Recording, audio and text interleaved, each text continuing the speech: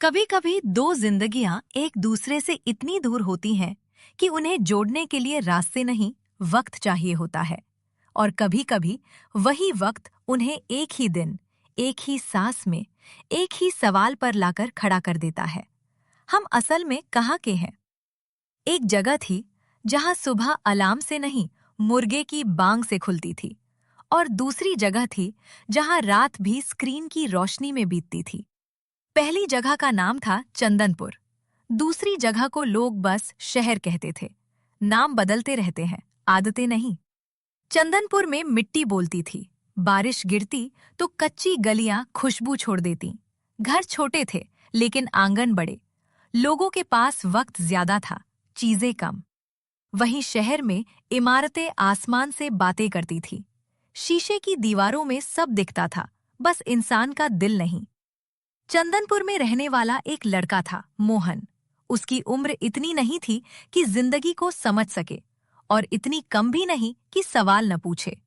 मोहन सुबह नदी किनारे बैठकर पानी में पत्थर फेंकता था। हर पत्थर के साथ गोल गोल लहरें बनती, और वो सोचता, मेरी जिंदगी में भी क्या ऐसे ही गोले बनेंगे?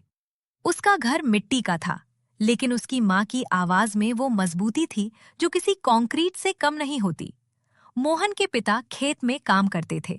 उनके हाथों में दरारें थीं, लेकिन आंखों में साफ आसमान। मोहन को शहर के बारे में ज्यादा नहीं पता था।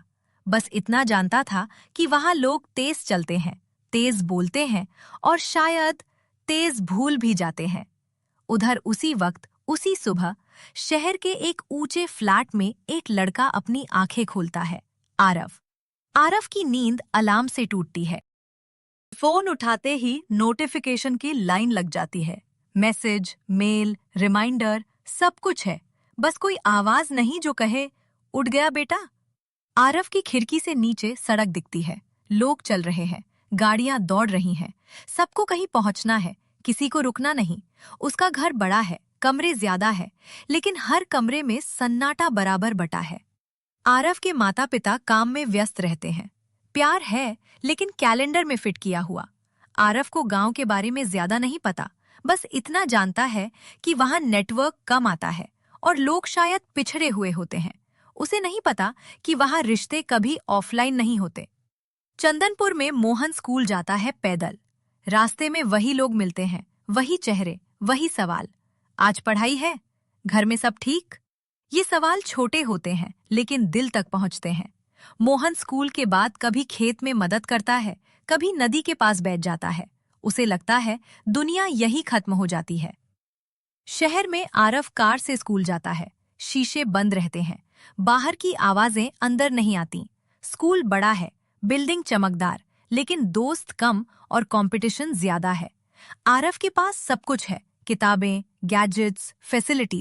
लेकिन जब वो चुप हो जाता है तो कोई नोटिस नहीं करता। मोहन के पास कम चीजें हैं, लेकिन जब वो चुप होता है तो पूरा गांव पूछ लेता है, क्या हुआ?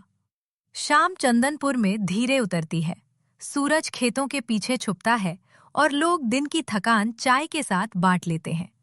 शहर में शाम भी जल्दी में होती है। सूरज दिखे या न दिखे, लाइट्स जल जाती हैं। आरव बालकनी में खड़ा होकर नीचे देखता है। इतनी भीड़ में भी उसे अकेलापन महसूस होता है। वो सोचता है, इतने लोग हैं, फिर भी मैं किससे बात करूं? उसी समय मोहन अपने आंगन में दादी के पास बैठा है। दादी बिना देखे भी जान लेती हैं कि लड़के के मन में क्या चल रहा है। दोनों लड़के एक दूसरे को नहीं जानते।